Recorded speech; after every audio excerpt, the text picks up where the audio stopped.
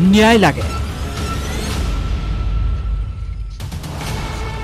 প্ৰেমিকৰ ঘৰৰ পদূলিত প্ৰেমিকাৰ অনশন।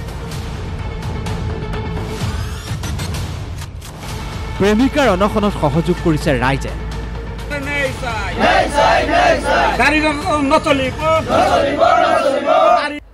এই যুৱতীগৰাকীলৈ মন কৰক। 3 দিন ধৰি এটা পদূলিত এনেকৈ চকী পাৰি বহি লৈছে এই যুৱতীগৰাকী। 3 দিন ধৰি অনশনত আছে এই যুৱতীগৰাকী, কাৰণ প্ৰেমিকে তেওঁক প্ৰতাৰণা কৰিছে। আৰু মোৰ বিয়া আহিছে, সি ভাঙি দিছে। মোৰ বিয়াতে ঠিক হৈছিল, তাইও ভাঙি দিছে। কোনে ভাঙি দিছে? আকাৰে। বিয়া হবা ন? ঘৰত সোমাব দিয়া নাই তোমাক? নাই দিয়া নাই। ঘৰৰ পৰা মাৰি মাৰি মোক ৰাস্তাত থৈ আহিছিল। তাৰপিছত গাবৰক মাতিছিল। প্ৰেমিকৰ নাম আবু বক্কৰ সিদ্দিক। 3 দিন পূৰ্বে প্ৰেমিকাক ফোন কৰি ঘৰলৈ মাতিছিল আবু বক্কৰে। ঘৰৰ মানুহে মানি নললে বিয়া পতাৰ প্ৰতিশ্ৰুতি দিছিল। কিন্তু প্ৰেমিকাক ঘৰলৈ মাতি ওলোটা খৰ মাৰিলে প্ৰেমিকা আবু বক্কৰে। প্ৰেমিকাক মাৰপিট কৰি উলিয়াই দিলে ঘৰৰ পৰা।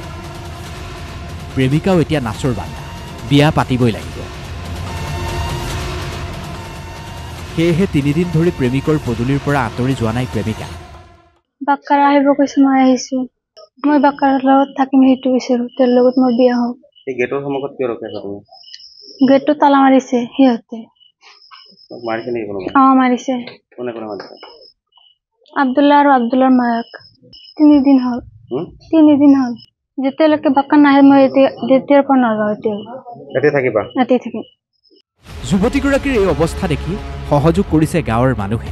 গাঁওবাসীও এই যুৱতীগৰাকীৰ হৈ ন্যায় বিচাৰিছে। ছোৱালীজনে যিহেতু পবিত্ৰ ভাল পোৱাৰ সম্পৰ্ক লৈ ইয়াত আহিছে এটা ল'ৰাৰ ঘৰত, যাতে ছোৱালীজনী ন্যায়টো পায়। ছোৱালীৰ যিমান লৈ হেতালি খেলি আছে সিহঁতক উচিত শাস্তি হ'ব লাগে। এনেদৰে প্ৰেমিকৰ পদূলিত অনশন কৰাৰ পিছতো কিন্তু প্ৰেমিক আবু বক্কৰৰ ফালৰ পৰা অহা নাই ইতিবাচক সঁহাৰি। বকুৰ পৰা মহৰ আলী, DY365।